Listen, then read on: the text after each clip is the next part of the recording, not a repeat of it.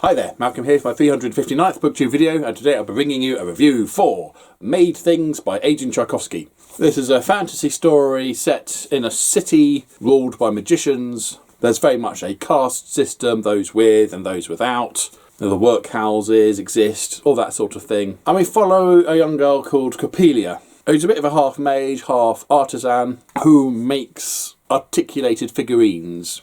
Ostensibly out of wood, but she can use other materials. She makes them for two people. Firstly, Auntie Countless, who, as far as I can tell, is some sort of minor crime lord. What she does with these things, we don't know, but they go that way. Also for the little people who live in her attic, such as the two on the front cover there. They are homunculi, who were initially created by a great magician from a tower long, long ago. And for reasons they have come to the big city and are living in a loft, amongst other places as far as we know. And she's the first human that they've shown themselves to. They're not exactly on a trusting basis, but they kind of work together because they have to, because this is a heist story. It has been discovered by miscreants that in the Citadel is a man-sized golem, the likes of which has never been seen before. Wouldn't be great to steal it.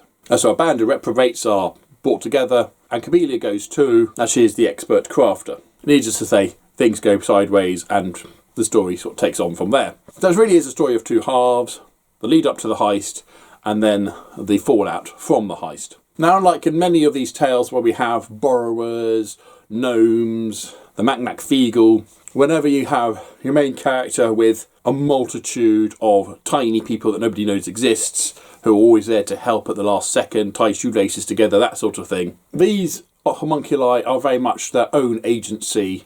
They'll help out when they deem it necessary, and indeed we do have a bit of shoelace tying take place. But it's not that they can't be trusted, it's a case that they have their own agenda, they have their own survival, their own needs at the forefront. The big stupid humans are almost the furniture or a means to an end, rather than an actual full-blown alliance. And yeah, it was quite an enjoyable story. And obviously, when the heist goes wrong, there's a big twist involved. However, I think the story's shortness is its own downfall. It's only 176 pages long. There wasn't really enough time to get to know certain characters before they get bumped off, to get to know the setup of the situation before the bait and switch has been revealed and it's now this. It's like, okay, well, I barely knew it was that, to be honest. But at the same time, there's no padding in here. It's nice and concise and the story flows very easily. This hasn't been bulked up to be a 300, 400, 500 page tome with the same amount of story. I did appreciate that. There's a little intrigue around Coppelia, about her parents, about what's happened to them, but a lot of that did seem to be wrapped up rather quickly,